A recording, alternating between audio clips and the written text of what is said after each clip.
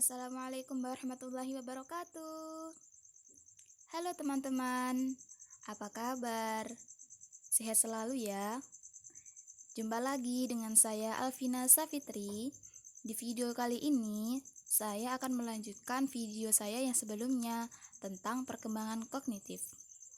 Masuk ke materi ya. Perkembangan kognitif menurut Vygotsky. Sebelumnya, perkenalan dulu deh sama Vygotsky. Siapa sih Vygotsky itu? Vygotsky adalah seorang psikologi dari Rusia dan hidup pada masa revolusi Rusia. Nama lahirnya adalah Lev Semyonovich Vygotsky. Beliau lahir di Rusia pada 17 November 1896. Saat kuliah, beliau mengambil jurusan psikologi di Moscow Institute of Psychology pada tahun 1925. Saat disertasinya, beliau mengambil judulnya dengan nama Psychology of Art. Teori Vygotsky.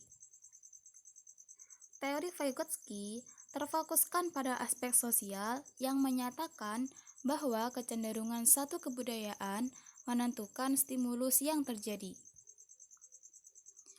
Vygotsky juga meyakini bahwa orang-orang dewasa di masyarakat mendorong perkembangan kognitif anak secara sengaja dan sistematis. Jadi, yang mendasari teori Vygotsky adalah pengamatan bahwa perkembangan dan pembelajaran terjadi di dalam konteks sosial, yakni di dunia yang penuh dengan orang yang berinteraksi dengan anak sejak anak itu lahir.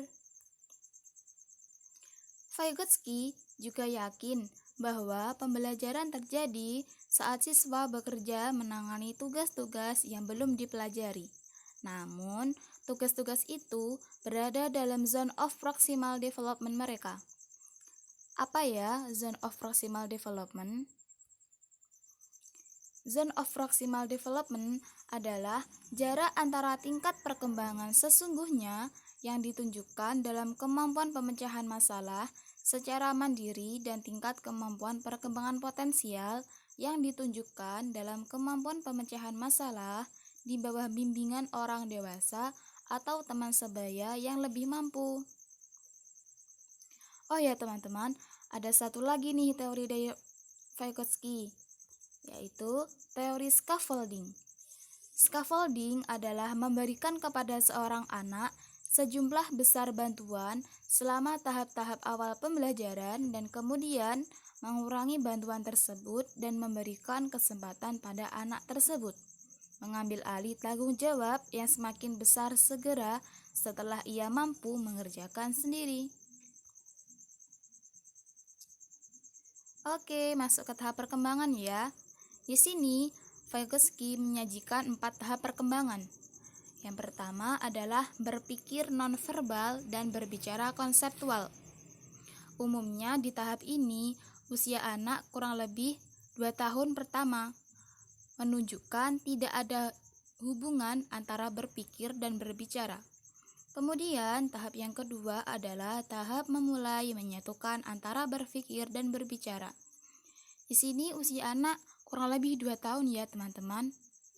Mereka mulai menghubungkan apa yang difikirkan dan apa yang akan dikatakan. Kemudian tahap yang ketiga adalah berbicara egosentrik. Umumnya, anak-anak menyatakan dahulu apa yang ia akan lakukan. Kemudian tahap yang keempat atau tahap yang terakhir adalah berbicara egosentrik menjadi rahasia. Maksudnya, anak-anak mulai menggunakan pembicaraan rahasia dan singkatan tentang kegiatannya. Jadi dapat disimpulkan bahwa inti dari teori Vygotsky adalah menekankan interaksi antara aspek internal dan eksternal dari pembelajaran dan penekanannya pada lingkungan sosial pembelajaran.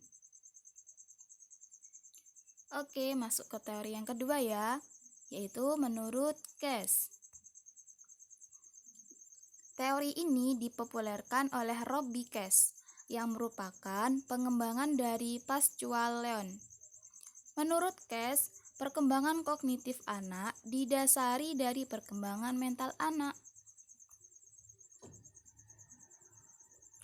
Oke, ke tahap perkembangan. Di sini, Cass juga menyajikan 4 tahap perkembangan. Yang pertama adalah tahap usia 1 sampai dengan 18 bulan. Tahapan ini disebut tahap sensorik. Seperti halnya anak sudah mulai bisa berjalan, melihat, ataupun memegang benda. Kemudian di tahap yang kedua ada tahap usia 18 bulan sampai 5 tahun. Pada tahapan ini, anak sudah mampu berpikir dan melihat. Kemudian, tahapan yang ketiga adalah tahapan usia 5 sampai 11 tahun. Di tahapan ini, anak akan mulai berpikir secara terstruktur, menjadi lebih fokus saat berpikir dan menjadi masa emas perkembangan kognitifnya. Di tahap yang keempat, menurut Cass, adalah tahap usia 11 sampai dengan 19 tahun.